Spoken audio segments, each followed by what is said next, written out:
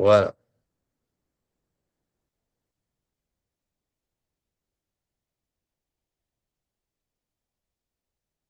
Alors, je lance SPSS.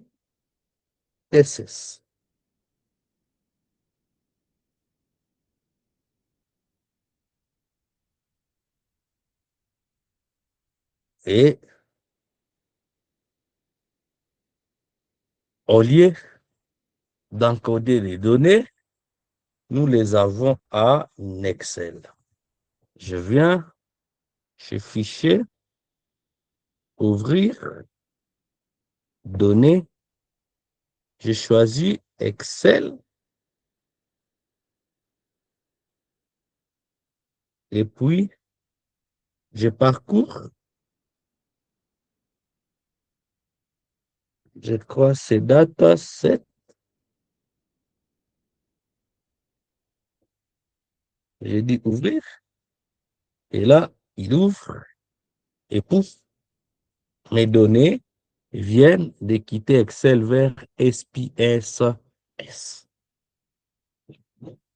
Et donc, on peut lancer des analyses. On peut lancer des analyses.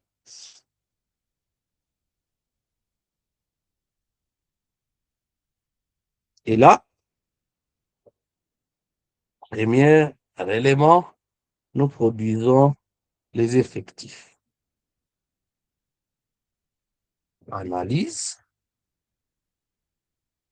statistique descriptive, je crois en français, effectif, par exemple pour les sexes. Sexe et puis filière. Et puis, oh, on trouve que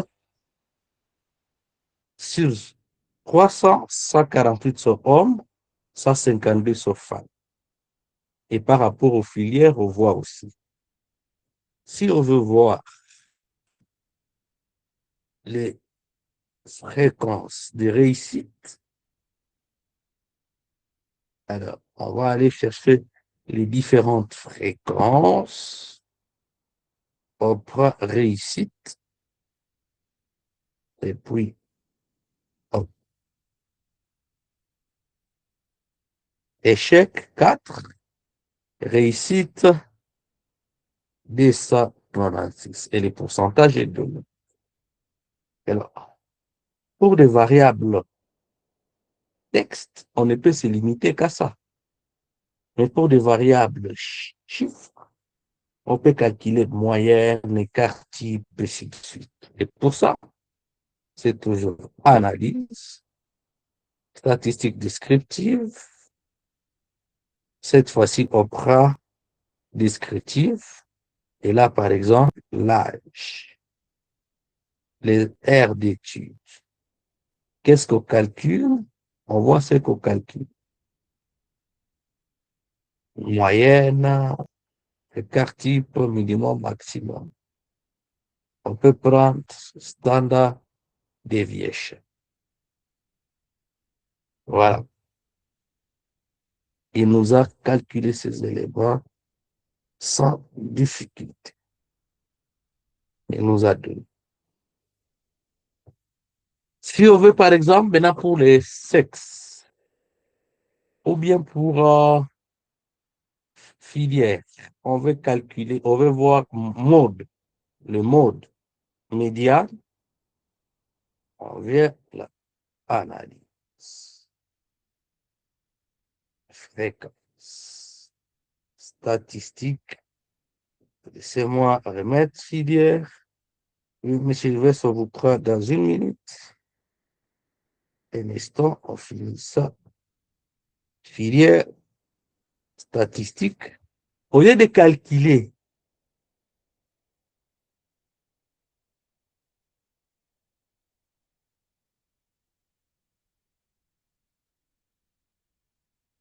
la moyenne, ici, on peut afficher médiane et mode pour des variables qualitatives. Et puis là.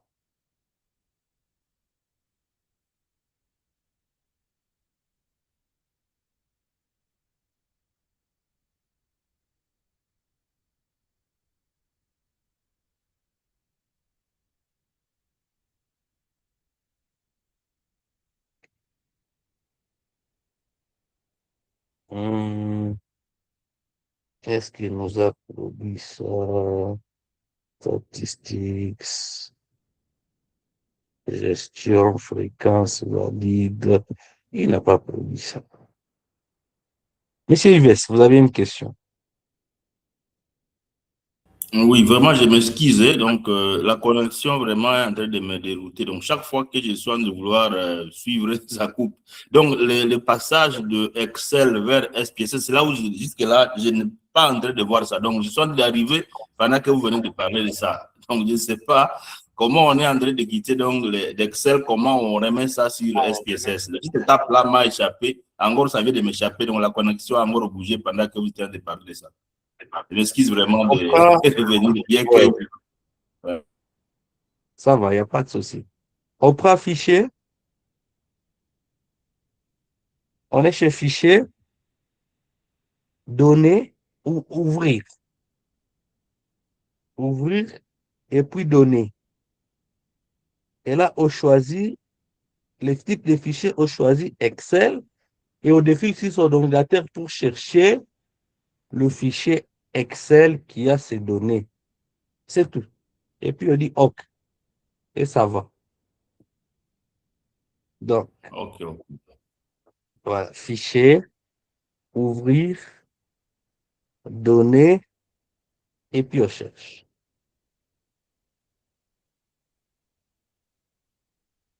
C'est bon, c'est bon. Alors, après, on peut produire, n'est-ce pas, des graphes là, Legacy Dialog, Boxplow, on peut produire des Boxplow, on peut produire, vous choisissez les types qui vous intéressent. Et puis, vous produisez sans problème.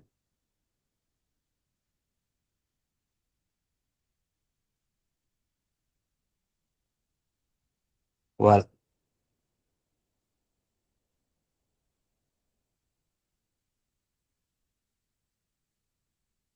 Ensuite, maintenant,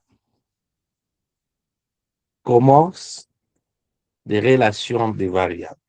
Nous avons essentiellement, dans un premier temps, deux relations. Une association entre des variables qualitatives. Est-ce qu'il y a une relation entre le sexe et la réussite? Des variables quantitatives. Là, qu'est-ce qu'on va utiliser?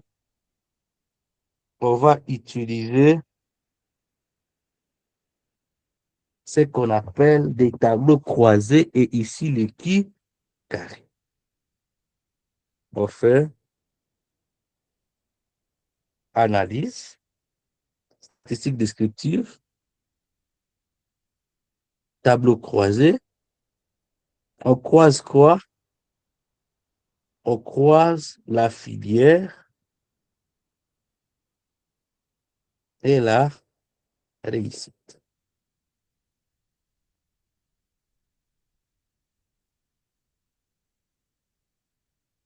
Voilà.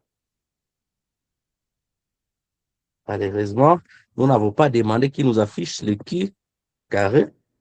Je pensais qu'il avait déjà enregistré le paramètre. On vient là, on vient de la statistique et on demande qu'il nous fasse le qui carré. On peut ajouter les phi et les v de grammaire. Voilà. Il nous a donné le qui carré, mais qui n'est pas significatif. Donc, on peut conclure qu'il n'y a pas de relation entre une association entre la filière et la réussite. Et je suis en train d'insister sur le fait que l'interprétation reste humaine. SPSS n'interprète pas, il vous donne. Et si vous choisissez des mauvaises statistiques, il va vous donner. Lui, c'est comme vraiment un robot.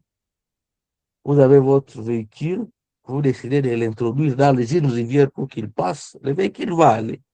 Et il va maintenant se retrouver qu'il ne sait plus continuer. Mais quand même, il part. Alors, ça, c'est deux variables quantitatives. Nous voulons maintenant voir l'intensité d'une relation entre des variables quantitatives. L'état passé en train d'étudier et la moyenne obtenue. Là, c'est analyse, corrélation, bivariée. Qu'est-ce qu'on veut corréler? Aire d'étude et moyenne générale. Et puis, OK. On voit que c'est significatif, significatif, significatif. Et on trouve que la valeur, c'est 579. Qu'est-ce que cela signifie? Cela signifie que la relation d'abord entre les deux, elle est positive. Donc, plus on étudie, le plus on obtient une bonne moyenne. Et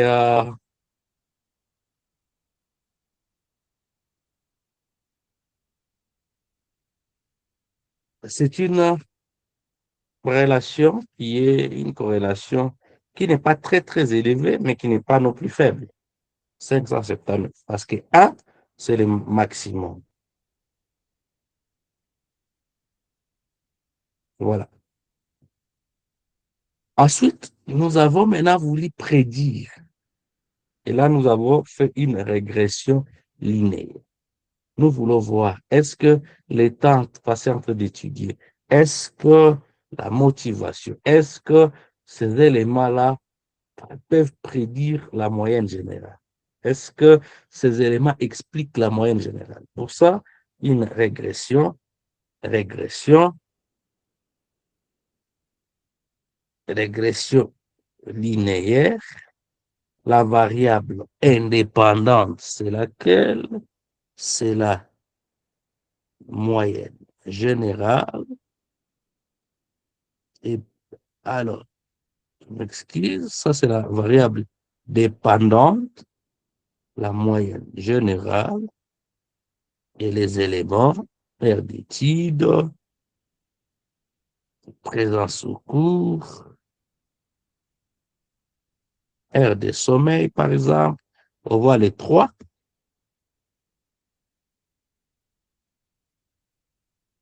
On voit que le test est significatif.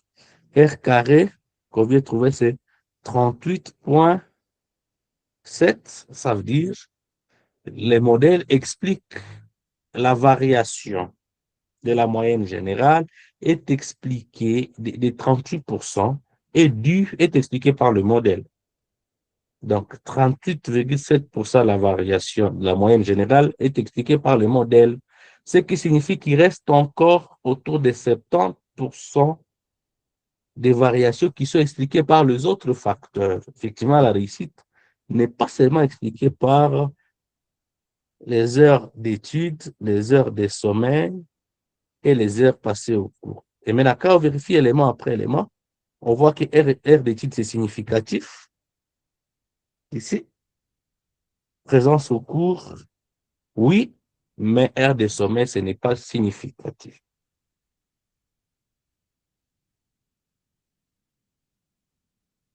Voilà.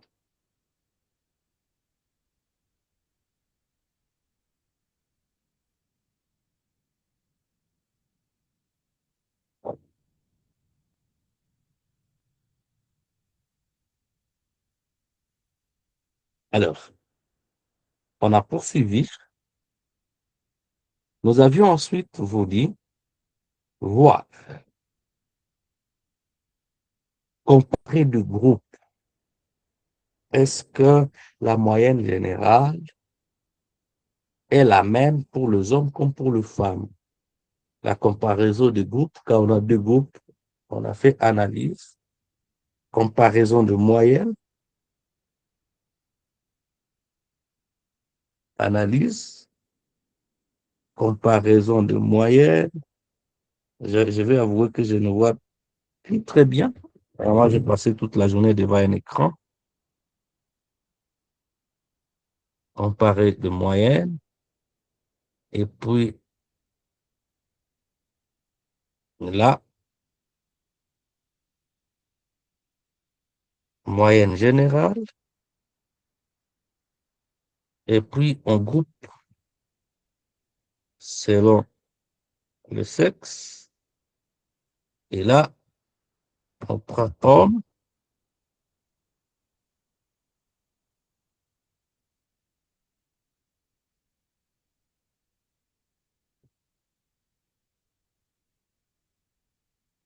Là, ici, j'ai pris âge. Je m'excuse. Je prends plutôt sexe.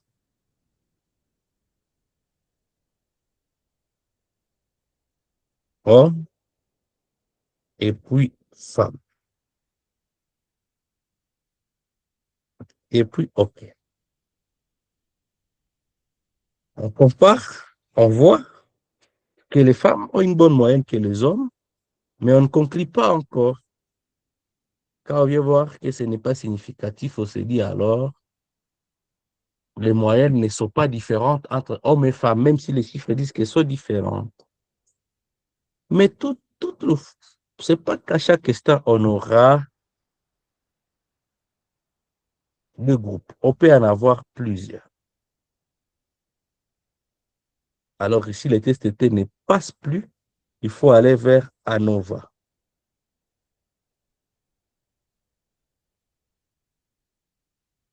Il faut aller vers ANOVA. Et là, c'est analyse, toujours comparaison de moyenne.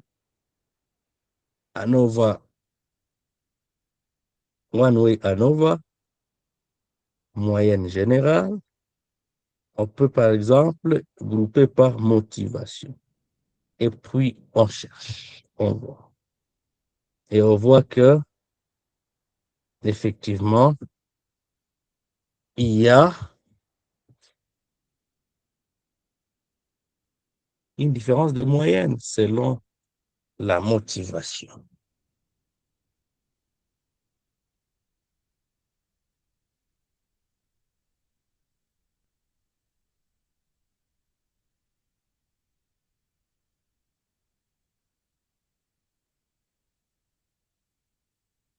Ensuite, nous avons fait l'analyse de fiabilité, très importante, qu'on effectue quand on a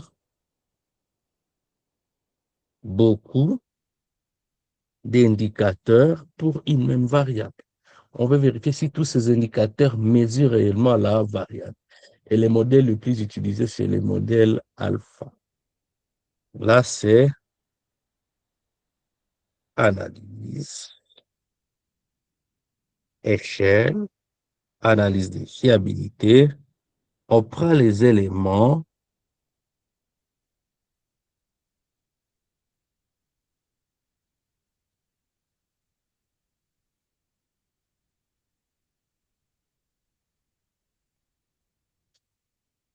des mêmes types, normalement, et puis on voit,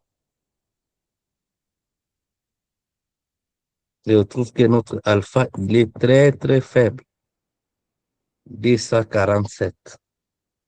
Ce qui signifie que nos items ne mesurent pas la même chose. Donc, les réponses de l'utilisateur, de l'enquêté, se sont écartées complètement les unes des autres. C'est qu'ils ne mesurent pas la même chose. Et donc, il n'y a pas de fiabilité. Voilà autour de quoi nous étions en train de discuter.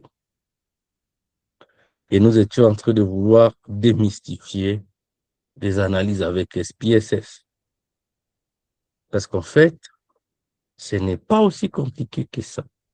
Il y a beaucoup d'autres analyses avec SPS, beaucoup trop. Il est très, très riche.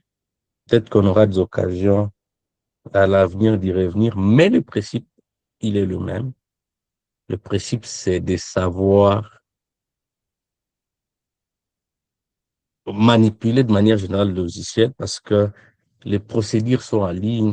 Pour tel test, vous pouvez demander la procédure. Quand vous savez déjà manipuler de manière générale le logiciel. Voilà pourquoi je recommande à ceux qui n'ont pas toujours pu installer de prendre des dispositions pour être en mesure d'installer, parce que c'est là d'abord la clé de la chose. Quand on utilise, savoir, on peut maintenant découvrir d'autres éléments.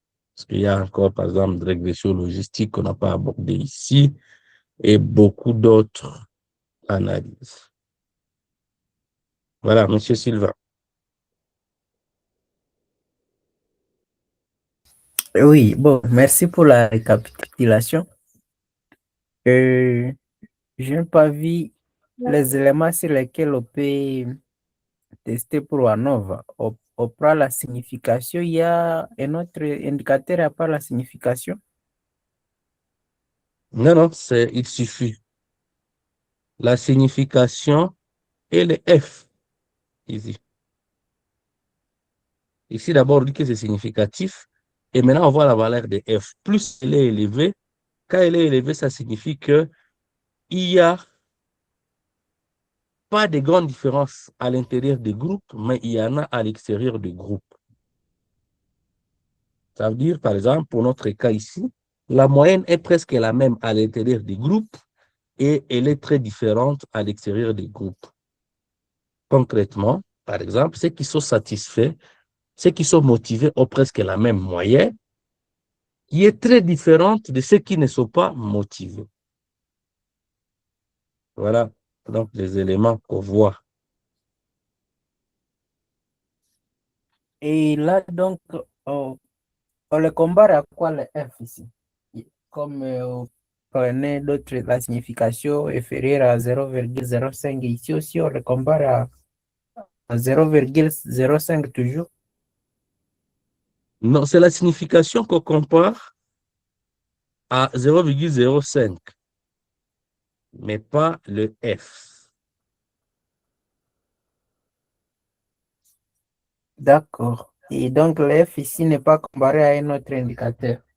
Ou bien on voit juste s'il est gras ou petit. Exact. Plus il est gras, plus on dit qu'il y a des différences en dehors du groupe, mais c'est la même chose à l'intérieur du groupe. Ah, alors là, ça devient compliqué. Comment on saura si Comment? c'est gras? C'est gras par rapport à quoi? C'est ça les soucis. Par rapport à 1, quand c'est proche de 1, c'est petit. Donc, plus il va en augmentant. Donc, de 1 D'accord. jusqu'à 100, c'est bon. De E jusqu'à combien? 100 jusqu'à D'accord. 100%, c'est bon.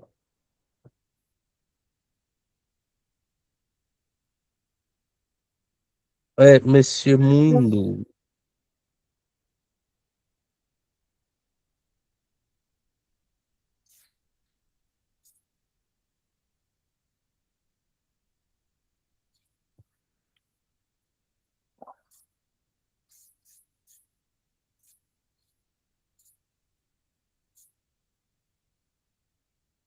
oui,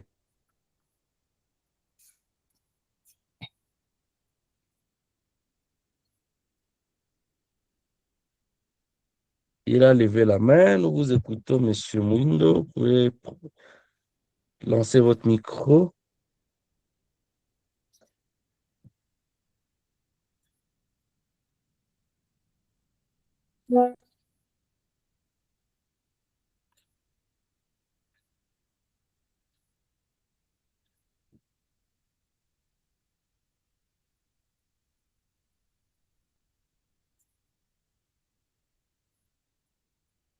Monsieur Mouindo, apparemment, il a levé la main par mégarde, je ne sais pas, parce qu'on n'arrive toujours pas à l'écouter.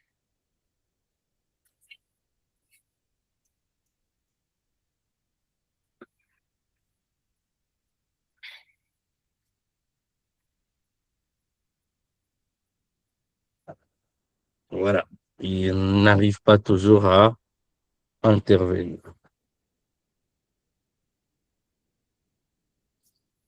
Alors,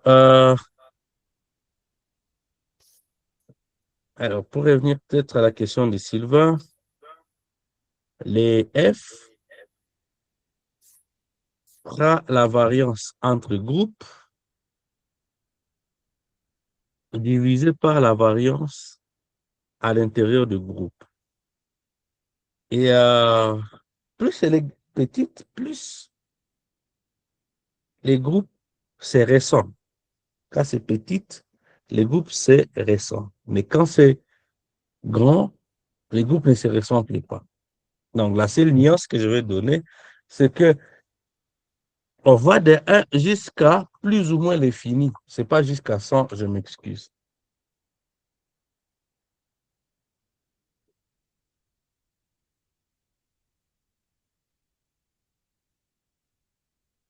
Alors, Monsieur Mouindo, toujours pas. Est-ce qu'il y a une autre question?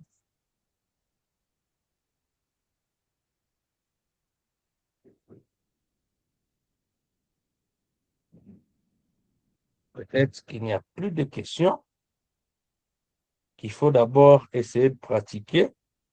Peut-être des questions vous pourront venir.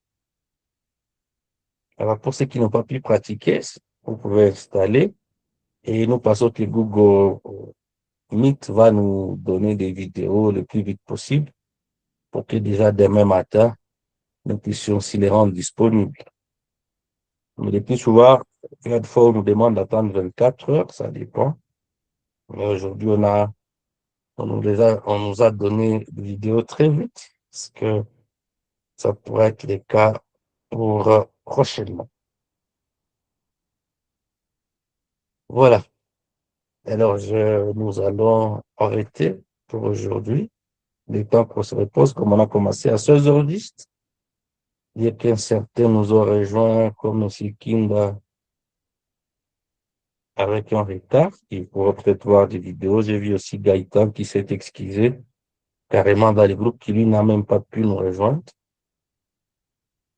Alors, nous passons toutes les vidéos pour aider, mais Salem peut toujours répondre à certaines questions si dans la mesure du possible. En attendant, nous vous souhaitons une bonne nuit et les rendez-vous de demain, c'est pour 19h juste. Il faut avoir déjà installé Power BI. D'accord. Bonne soirée à vous aussi. Merci Merci, pour Paris. l'information. On a appris quelque Mais chose de nouveau quand même. c'est bon, merci. Hmm, d'accord. Alors, on va arrêter d'abord l'enregistrement. On va quitter.